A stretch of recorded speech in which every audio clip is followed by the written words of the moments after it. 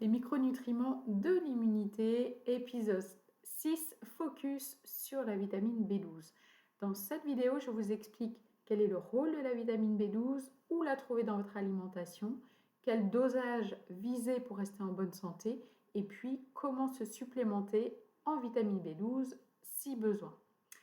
Alors cette vitamine B12, on n'en parle pas souvent concernant l'immunité et pourtant, nous avons l'Agence européenne de sécurité alimentaire qui a validé une allégation santé et qui précise qu'elle contribue au fonctionnement normal du système immunitaire. Donc c'est une allégation qu'on peut mettre sur les compléments alimentaires. Donc ça veut dire que cette vitamine est extrêmement importante pour le système immunitaire. Et pour cause, elle va avoir pour rôle de multiplier la synthèse de nos cellules immunitaires. Elle va permettre la production de nos anticorps, comme par exemple, on parle de cellules de l'immunité, ces fameux natural killers qui font partie de notre immunité innée. Quand il y a un pathogène qui rentre dans l'organisme, eh bien, ce sont ces natural killers qui vont aller phagocyter, qui vont aller manger l'intrus pour le détruire. Et donc, si on a un déficit de B12, eh bien, on va avoir beaucoup moins de ces natural killers, de ces cellules immunitaires pour phagocyter, manger les pathogènes. Où est-ce qu'on trouve cette vitamine B12? Eh bien, essentiellement dans les produits animaux, la viande, les laitages, les œufs. On en trouve assez facilement donc dans notre alimentation. Est-ce qu'il faut se supplémenter en vitamine B12? Eh bien là, ça va dépendre. Les végétariens, les végétaliens en général, ils savent bien qu'ils ont intérêt à se supplémenter en vitamine B12. Et puis, je dirais, toutes les personnes qui sont stressées de manière chronique parce que le stress va impacter l'acide chlorhydrique au sein de notre estomac et pour pouvoir assimiler correctement cette vitamine B12, eh bien, nous avons besoin d'acide chlorhydrique, donc synthétisé par notre estomac, parce que cet acide chlorhydrique va permettre de détacher cette vitamine B12 des protéines et ensuite cette vitamine B12 va être transportée par ce qu'on appelle, va être rattachée à un facteur intrinsèque qui va être synthétisé par les cellules pariétales de notre estomac.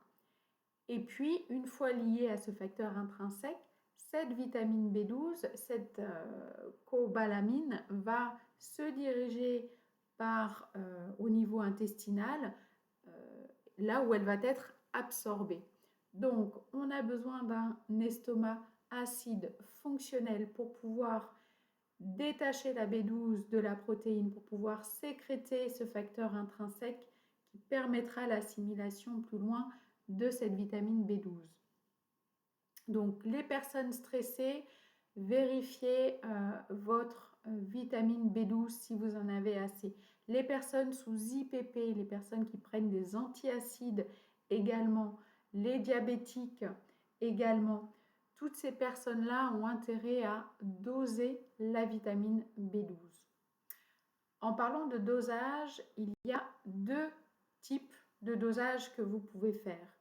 Un dosage de la vitamine B12 classique, donc un dosage sanguin, et puis vous avez un autre dosage, ce dosage-là de la vitamine B12 active, qui sera un dosage beaucoup plus précis puisque ça va représenter la quantité que vous avez à l'intérieur de la cellule et non pas la vitamine B12 circulante. Donc, si vous faites un dosage de la B12 classique, là, ce sera remboursé. Et dans ces cas-là, il faut au moins viser un taux supérieur à 300 nanogrammes par millilitre. Sinon, ça veut dire que vous êtes en carence de B12. Et puis, si vous dosez la B12 active, donc attention, non remboursée par la sécurité sociale, eh bien, il faudra avoir un dosage supérieur à 50 picomoles par litre pour ne pas être en carence de vitamine B12.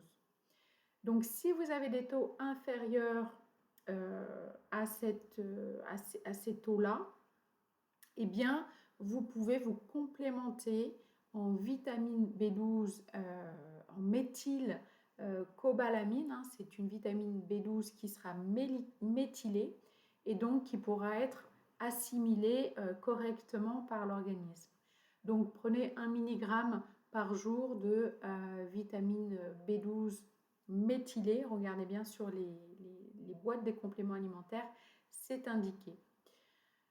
Voilà pour cette fameuse vitamine B12, très importante pour avoir des bonnes défenses immunitaires, pour synthétiser nos natural killers, nos anticorps qui vont nous permettre de rester en bonne santé et de se défendre contre les pathogènes. À très vite pour une prochaine vidéo.